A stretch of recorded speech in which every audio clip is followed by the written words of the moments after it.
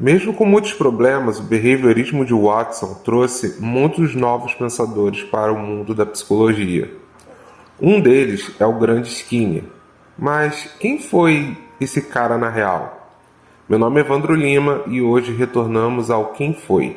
Se você gosta do nosso conteúdo, se inscreva no canal e compartilhe para mais pessoas. Se possível, curta o vídeo. Seu like nos ajuda muito a divulgar o nosso material. E também nos ajude com o Pix. E nos siga nas páginas de TikTok e Instagram no @espdialógico.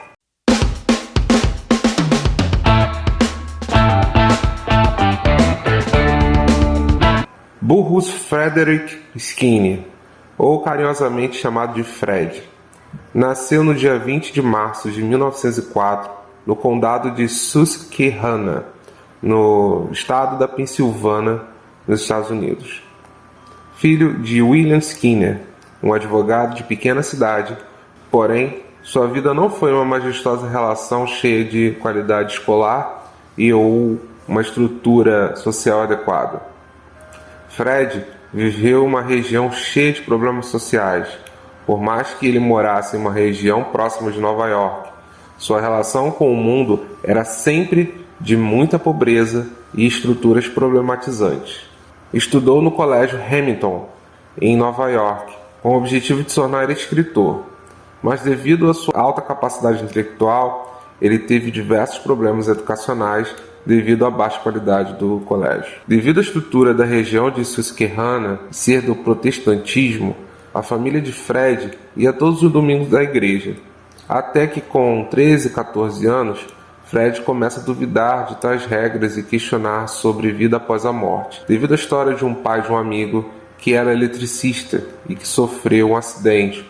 Por conta disso, ele entendeu que era uma punição ao amigo que criticava as questões religiosas, e assim também por não comparecer nas reuniões religiosas, e isso vai ser muito importante para as suas teorias. Fred teve um amigo de adolescência chamado Rafael Miller, e ele singelamente chamava ele de Doc, porque o pai dele era médico da cidade. Eles sempre faziam bugigangas e engenhocas, tipo da série do Pink, O Cérebro.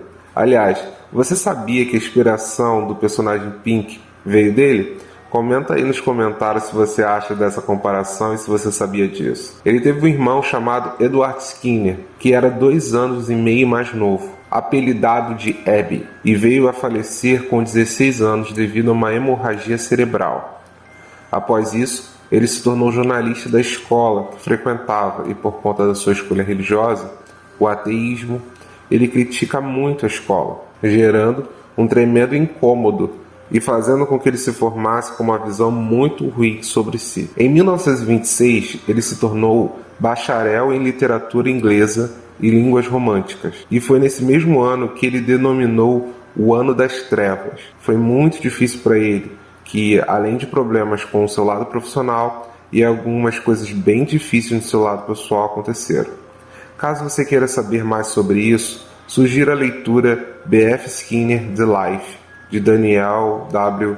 Bjork. Vale muito a pena a leitura. Neste período, ele leu pela primeira vez um estudo de John Watson sobre o behaviorismo na revista The Deal, e isso gerou um encanto para ele, algo que ele não tinha muita relação devido à péssima estrutura escolar. Devido a isso, ele tentou trabalhar na sua área de atuação, sem muito sucesso. Foi em 1928 que ele começou a escrever para Watson, já desistindo de ser escritor. Ele ingressou na faculdade de psicologia na Universidade de Harvard, e mesmo nunca tendo estudado psicologia, foi muito bem, concluindo seu mestrado em 1930, e em 1931 terminou seu doutorado. Ele se tornou, após isso, pesquisador para sua própria faculdade até 1936. Neste mesmo ano, ele se casa com Yvonne Blue e com ela ele teve 2 filhas, Julie e Deborah. Após 1936, ele conseguiu lecionar na Universidade de Minnesota, onde ele ficou até 1945. E de 1945 até 1946, ele leciona na Universidade de Indiana, onde se tornou presidente do Departamento de Psicologia. Em 1948, ele retorna para Harvard como professor titular, e ele ficou lá até o final da sua vida profissional. Em 1973, ele foi um dos signatários do Manifesto Humanista II, uma atualização de um manifesto que ocorreu após a Segunda Guerra e foi gerado pela necessidade de melhorar a imagem do homem a fim de propagandear uma melhor imagem do homem para o mundo. Aliás, em 1970, Skinner foi exposto ao público com diversas situações, até que em 1974 ele vai e se aposenta. Em 1989, Skinner foi diagnosticado com leucemia e morre no dia 18 de agosto de 1990 em Cambridge, Massachusetts. 10 dias após a morte, ele foi condecorado com um prêmio pelo conjunto da obra pela APA, e suas obras são tratadas até hoje com muito valor,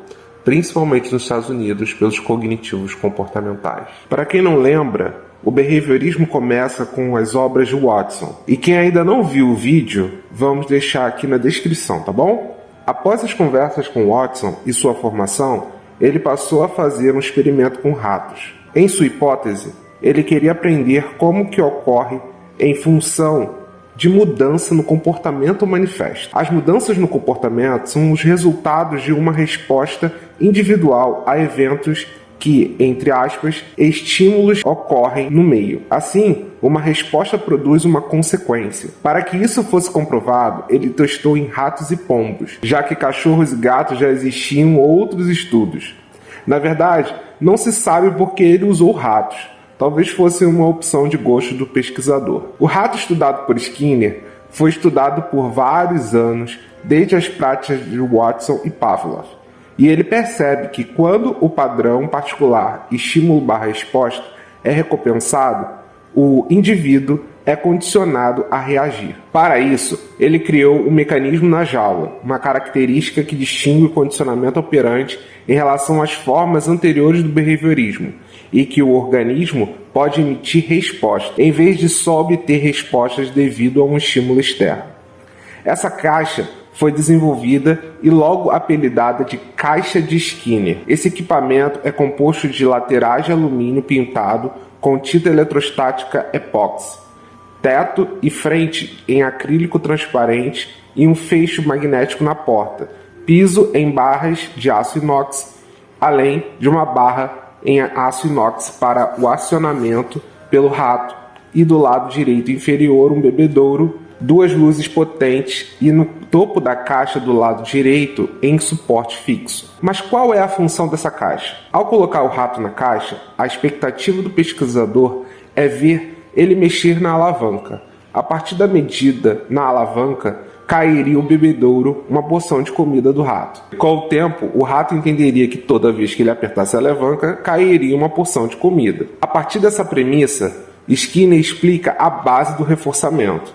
O reforço seria a consequência a partir de um estímulo-resposta. A partir de uma simples atividade, a fome, uma necessidade do animal, gerando uma resposta condicionada que seria baixar a alavanca, geraria uma consequência, o alimento.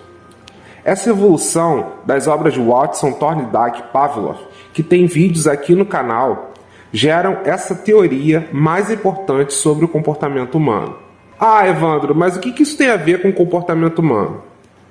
Para isso, vamos substituir o rato para que seu filho ou filha, e a alavanca seria a cama e a consequência seria a mesada.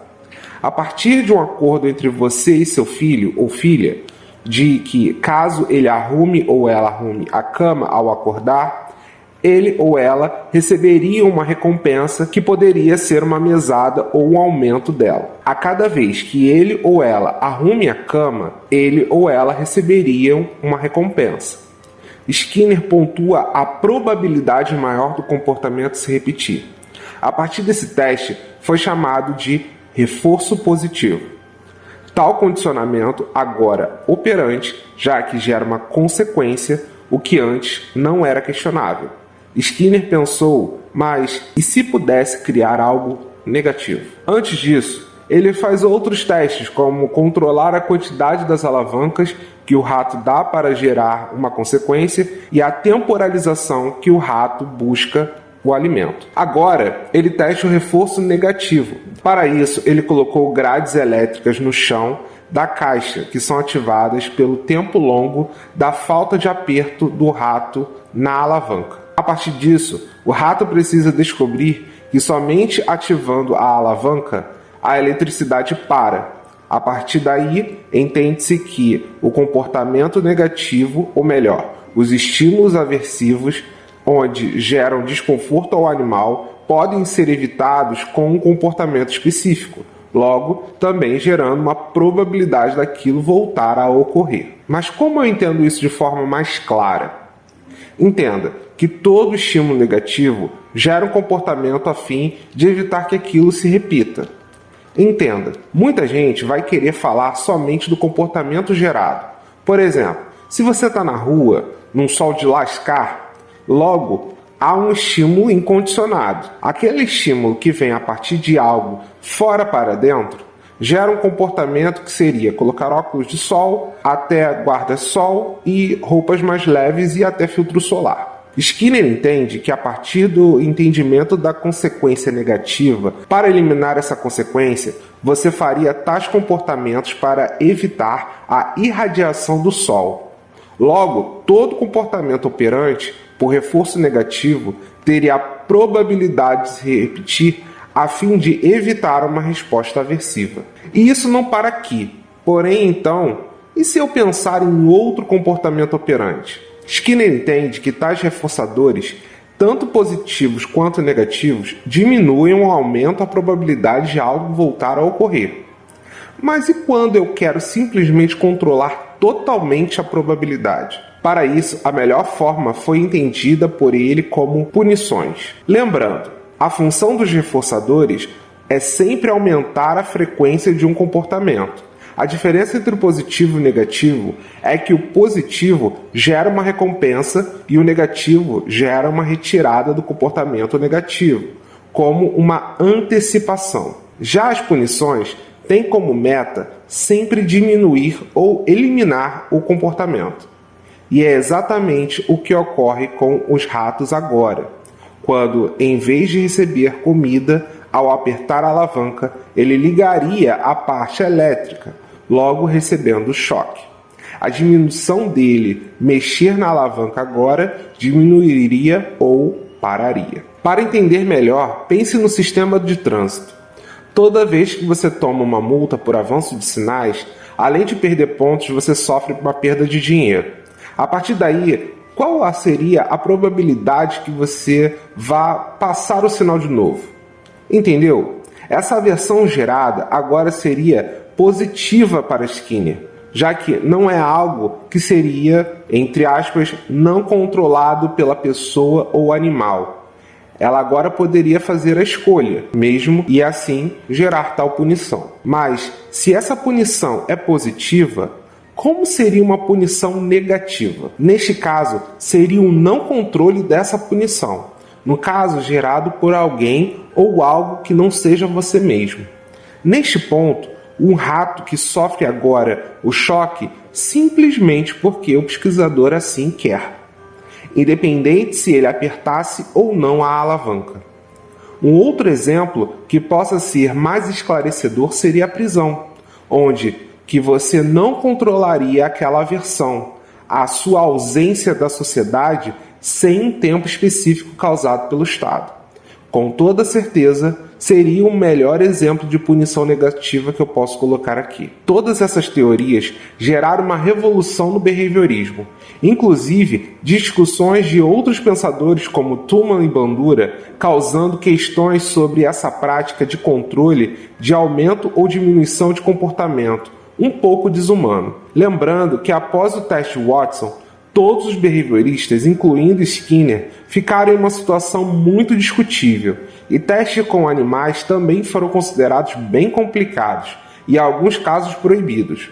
Provavelmente, o behaviorismo teve que se reajustar completamente a partir disso, e é por isso que Skinner foi considerado o último behaviorista radical, justamente por conta do radicalismo que era empregado pelo behaviorismo. Mas e você? O que você achou desse personagem da psicologia? O que você achou da sua história e dos seus estudos?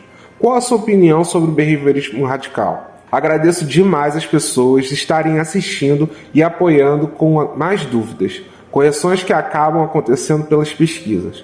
Advirto que é muito gratificante para nós a sua ajuda.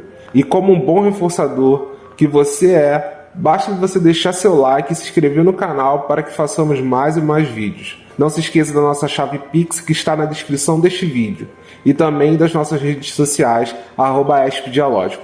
Muito obrigado e até o próximo vídeo.